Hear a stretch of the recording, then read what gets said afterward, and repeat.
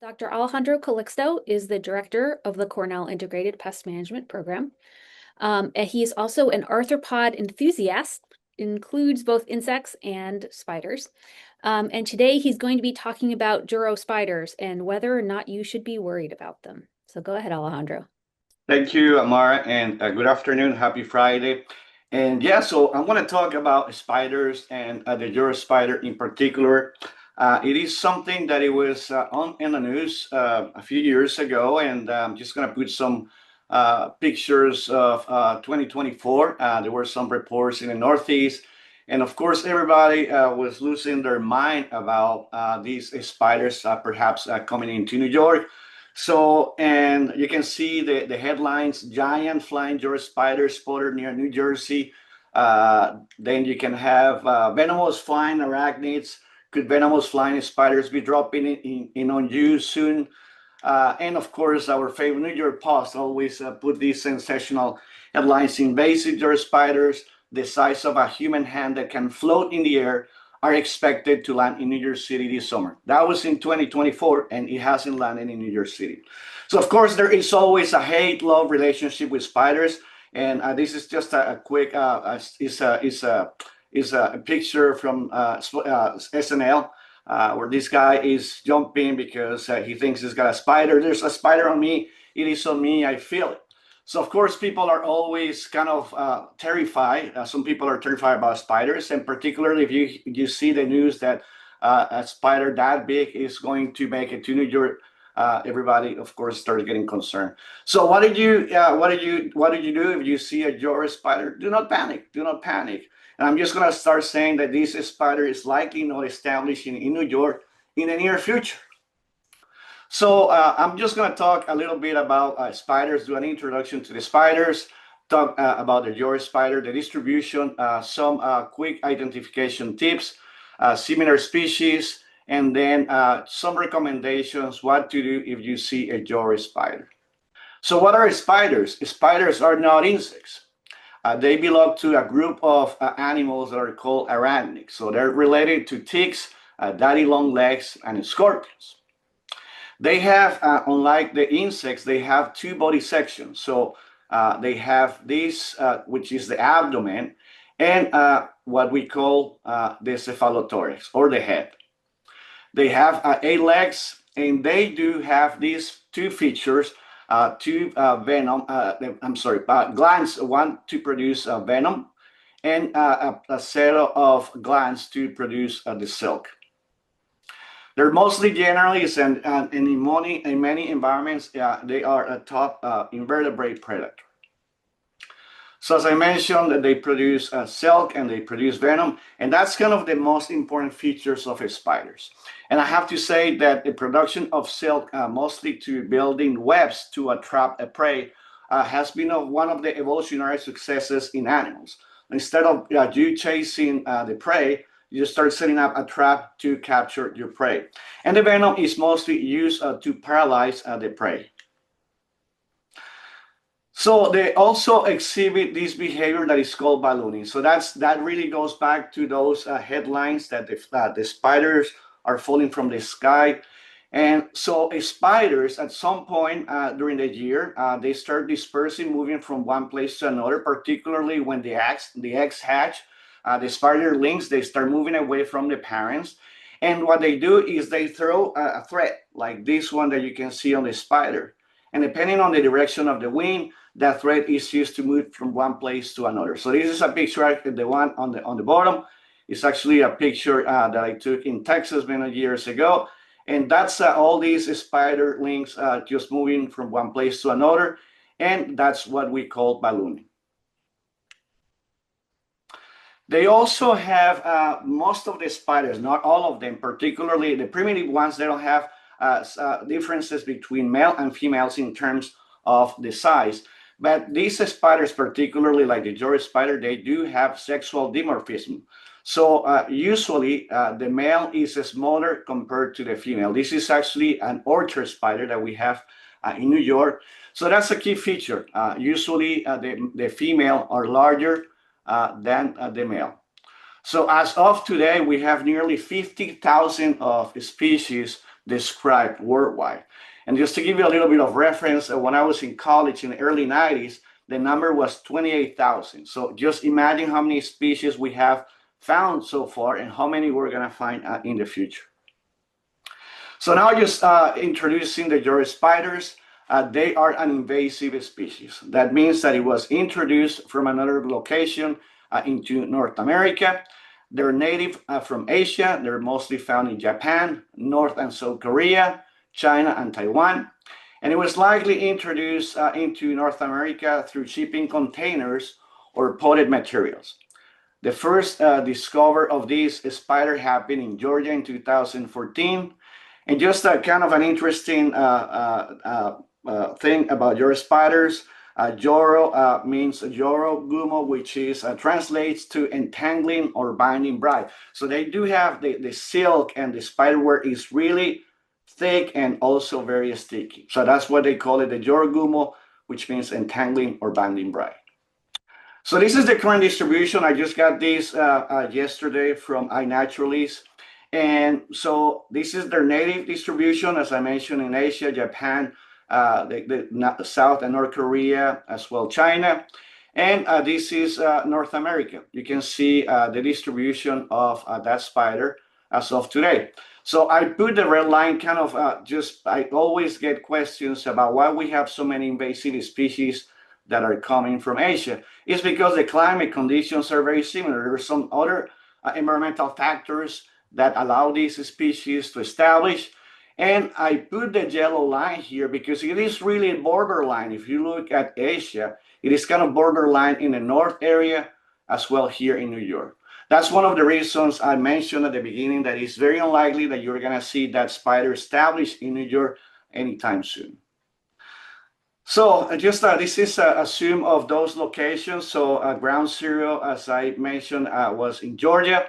And it has spread through another states. It's now found in Alabama, North Carolina, South Carolina, and Tennessee. And there's been some records, accidental records, even one in Massachusetts that happened 2 years ago in Boston.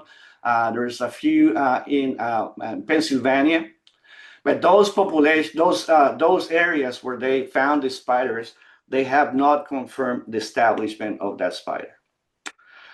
So some of the research has shown that the spread can happen all to the eastern of North America and can go as far as Pennsylvania.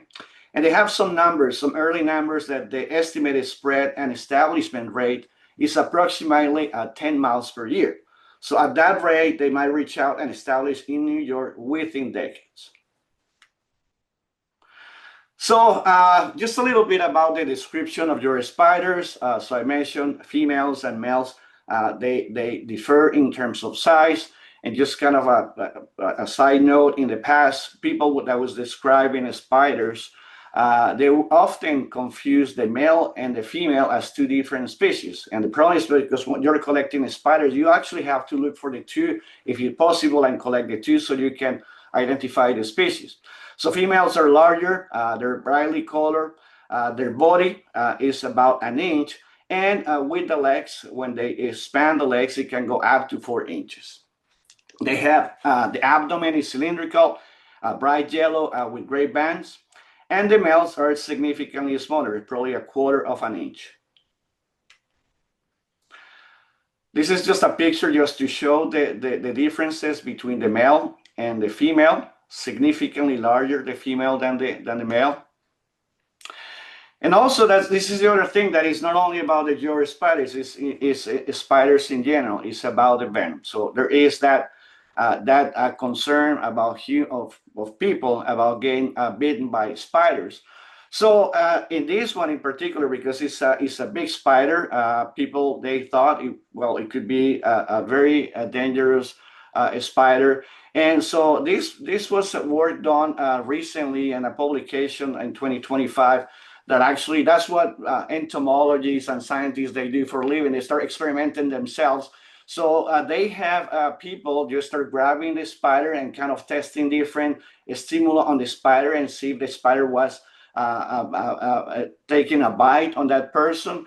And basically what they found is that they can bite you. I mean, if you put a lot of stress on the spider and the spider feels threatened, they say that some individuals were bitten, but they did not have any significant reaction to the bite.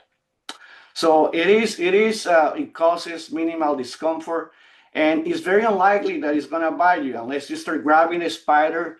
It's not gonna go after you. This spider is often staying in a web. It's not a wandering spider like a wolf spider that usually moves around and can go from one place to another.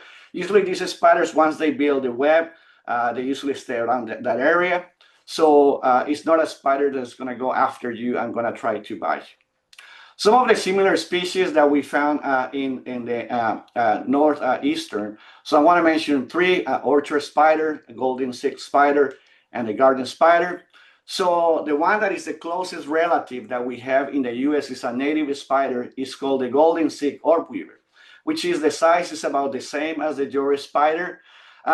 However, the abdomen, you can see that it has some white dots. And as well, the legs, you can see some hairs, and they call it like leg warmers. And you don't see that in Jorō spiders. So that's really a unique feature on golden silk orb weavers that you can easily identify and separate from the Jorō spider. So this is a close-up of that native golden silk orb weaver. So you can see those hairs, those leg warmers that I just mentioned. The other one is the orchard spider. This one is relatively small. 2 years ago, I received a lot of pictures from in areas in Long Island. People thinking that this spider was a Jorō spider. It looks similar. It's significantly smaller, like a quarter of an inch. And they do have this longer pair of legs, and they're usually green. And the last one is the garden spider. It's another common species in the US. They have distinctive yellow and black abdomen. And usually the web, you can see this zigzag that we call stabilimentum. So what to do if you see a Jorō spider? As I say, don't panic. And so there's different things that you can help because this is an invasive species. Early detection is very important for us. So if you think you've seen a Jorō spider, I do not recommend to grab this spider, but just take a picture. There's different tools right now online. I'm putting these three, and Amar is going to put them in the chat box. One is IMAP Invasives. IMAP Invasives is a platform that is going to actually be powered by Cornell IPM. And it's a place where you can report these spiders, and there's people who will verify that, and they can send people to confirm if it is or not a Jorō spider. There's another website, jorowatch.org, that is powered by the University of Georgia, which you can also report this spider. And actually, that's a good thing because they're creating a large database of records across the US, and they have a heavy focus on invasive species as well. And also there's iNaturalist. iNaturalist, many of you are probably familiar with that application. You can take a picture, you can upload it, and there's people that can verify if it's a Jorō spider or not. Cornell University also has an insect diagnostic lab. And you can also, if you collect the specimen, you can send that specimen for identification to the Cornell Insect Diagnostic Lab. There is a cost associated with the identification, but also you can submit a photo to the diagnostic lab and they can verify that for you. So with that, I just want to conclude and say that people shouldn't worry too much about Jorō spiders. As you can see, the rate of spread is really low. It's not like the spotted lanternfly that have higher reproductive rates and they can disperse quickly. The biggest concern of the Jorō spider is the environmental impact. Every time you introduce a species, is taking the place and the resources from native species. So imagine the size of this spider. It builds a big web. It is probably catching insects and another prey that are probably important for native spiders. So that's the problem. We're trying to understand what is the impact of the Jorō spider on the native systems and how that's going to impact native spiders in the future. So with that, I'm just going to stop here and I'll be happy to answer any questions you might have. Great. Thank you, Alejandro. One quick question. Do Jorō spiders die in winter here in New York? So usually the adults they die, and so they overwinter. Well, they're not established in New York, just to begin with. So in the areas, in the northern areas where you have extreme winters, usually the adults they die, but the eggs are the ones that overwinter. So they lay the egg, they reproduce around in the summer, August. They start laying the eggs close to the fall, then they die, and then the eggs start hatching the next year. So, but there is situations where spiders they can adults they can overwinter if they get inside structures like sheds, so they can protect them from the cold weather. So, but most often the adults they die, and what overwinters is the egg stage. And do we know if anything eats Jorō spiders? That's a really good question. Yeah, so in there is birds that they can feed on these spiders. There is natural enemies in a natural habitat. There is some wasp that they can attack the spider and lay the eggs, and they use the body of the spider to feed the baby larvae of the wasp. So mostly there's birds and some other insects they can prey on Jorō spiders. I'm going to share a comment that I received from someone at a botanical garden in Georgia, mentioning that they're telling people to please not kill the Jorō spiders because they're worried that people will misidentify a similar looking spider and they'll kill native spiders instead. So I think that's a That good is a reason to good check your point. ID. Absolutely, that's a good point. That's also the other concern is that people are misidentifying the spider, and they're going to start killing native spiders. And also, some people might have even want to use some insecticide, spray something. So we just strongly suggest if you think you see a Jorō spider, don't handle that. Just take a picture and make sure that you receive a confirmation of what kind of a species is the one that you're seeing. I think you touched on this a little bit. Are there specific insects that Jorō spiders eat, or they're kind of generalists like a lot of other spiders? So it is a generalist in the sense that the web can attract a wide variety of insects. However, when you have webs, and this is kind of the rule for many other orb weavers, is you're capturing flying insects. So there is somehow, I wouldn't say the specialization, but there is some sort of selection to insects that are mostly flying. There is records. I'm not aware about the Jorō spider, but the native that we have in the in North America. So there is a few records that they can actually capture small birds, hummingbirds, Central America, and even small bats.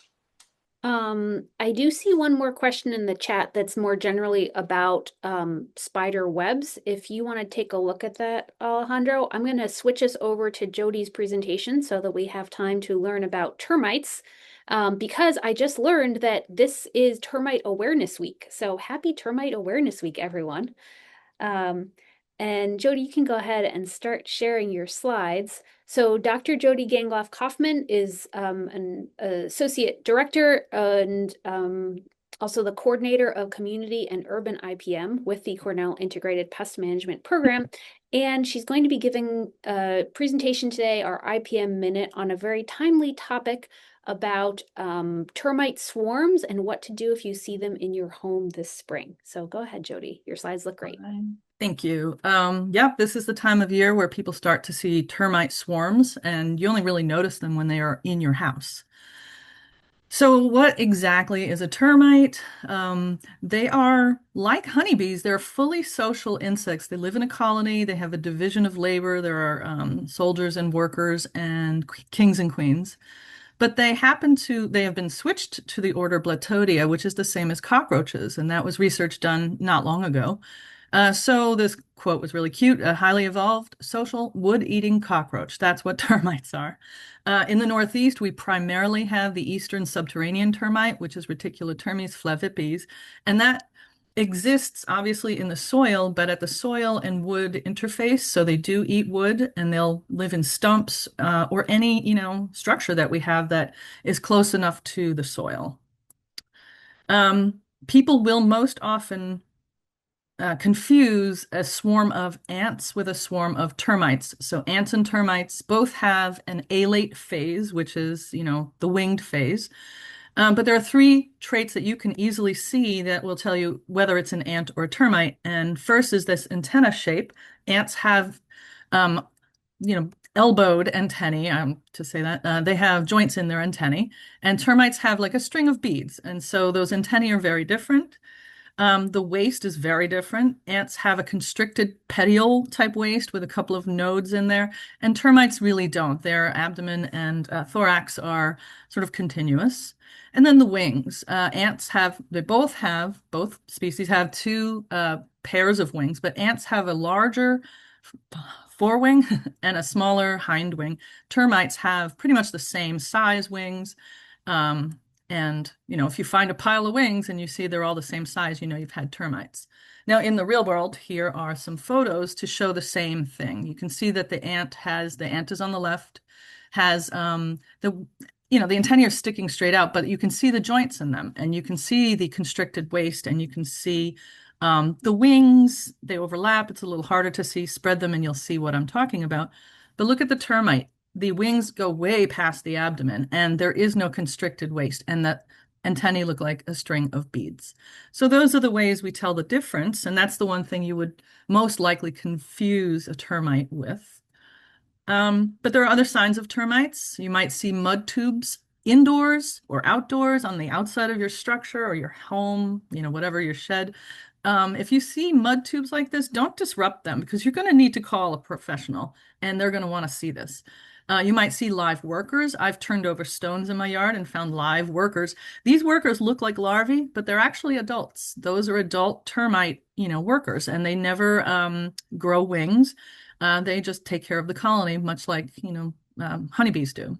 And then you might also see discarded wings. You really wouldn't see this outside, but if you see this on a windowsill in your home, you know that there's a termite colony nearby and they have come out inside the home. It might be the shortest way to get out, but what they want to do is get outside and fly away and start a new colony. So then the other, of course, sign that you might see is damage. This is a board from a porch that has some water damage and serious termite damage. Termites make laminated type of damage. You can see sort of the laminations. They feed on the softer wood in between the harder lignin layers. And so you see this lamination here. And they have messy, nests. So there's frass all over the place. And compare that to carpenter ants, which have very smooth and clean, shaped galleries, right? So what should you do if you see termites or evidence of termites? If it is in or on your house or your structure, whatever it might be, call a pest professional as soon as possible. You're not going to get away with treating this yourself, and insurance often doesn't cover, termite damage. So we want to get to it as quickly as possible. Don't clear those mud tubes. They lead to the colony. They tell your pest management professional something about the colony, where it is, where it could be. The swarmers, remember, they're not harmful. We had a report of swarmers in a classroom in a school, and people were getting really worried, but the swarmers are not harmful at all. They cannot hurt you, but they also can help the pest management pro locate the colony. If you have damage, you have to plan to repair that damage, to replace wood, replace whatever, and prevent water intrusion. So try to understand why there's water intrusion. Termites need moisture. They prefer moist wood.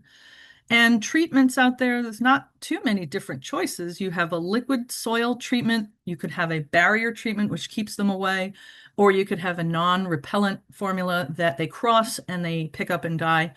And that is a short term, that's the quick fix. But bait stations are worth it if you're in a termite prone area, because bait stations are like insurance for, capturing as termites forage. They forage randomly, they come across the bait station, and that can kill the whole colony.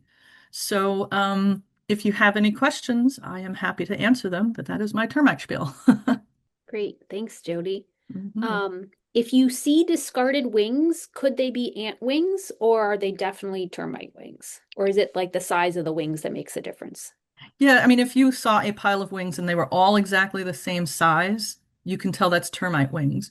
Ants will clip off their own wings as well, but they don't, I've never seen it where they do it en masse in a windowsill or something like that.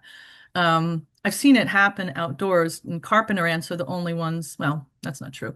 Carpenter ants can be around the size of a termite and the wings the same, size, but they tend to fly away. And once they find a home, they'll clip off their wings, I guess. So I think it's unlikely that you'd see ant wings indoors. Um, and this wasn't a question in the chat, but it's one I hear periodically, so I'll ask you. Sometimes I hear people say, well, we live in New York, we don't have to worry about termites. Can we have termites in New York? Do we? Of course we do.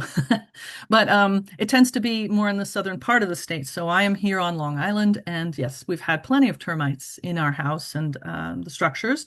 I think my shed is termites holding hands at this point. So, but termites, they will be in the Hudson Valley, and if things continue to be warm each winter, we could see a northward migration of termites. They could become more problematic. Great. Well, thank you for giving us great information, what we need to know about termites, and thank you, Alejandro, for your presentation.